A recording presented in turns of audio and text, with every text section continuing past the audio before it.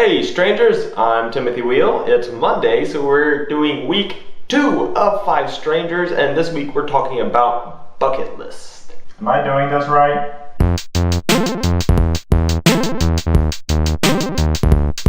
So we as strangers decided that we're not going to do anything that's going to be like stereotypical, like I want to climb Mount Everest, because we've heard that before. No one wants to hear that. But what we are going to talk about are unconventional things on our bucket list. I, for one, I have always wanted to play Sweeney Todd. No, this doesn't start with that Johnny Depp movie that directed it, Tim Burton, I think. I don't know, but it has nothing to do with that. I was aware of Sweeney Todd before that ever came out, because come on guys, like I said in last week's video, I've been an actor for ever. But there's something about getting into the psychological mindset of that character Sweeney that's always appealed to me. But after playing Sweeney Todd, I'm not really sure I have much of a bucket list. That's been on my bucket list for a while, but if that doesn't happen in my life, I think that's totally okay. And what you want to do in life, I think, is always going to change. I mean, you have things like, traveling the world that a lot of people put on their bucket list, doing a cruise to the Bahamas or what have you.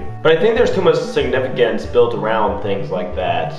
Momentary, even, week-long adventures that are supposed to define your happiness after everything is said and done before you pass on, or during retirement. And life just isn't that way. There aren't really any sort of defining moments that you're going to point at and say that was when I was happy, because that's saying you're unhappy now. Why are you unhappy now? That's something that just doesn't resonate with me. Life isn't built upon a couple of fleeting moments of joy only for the rest to be mindless drone of day-to-day life. Why does that day-to-day life have to be mindless and droning? Make it amazing. I mean, come on, the camera I'm talking to here, that's pretty incredible. If you look at what Edison had to deal with, if you look at silent films back in 1900s, like, wow.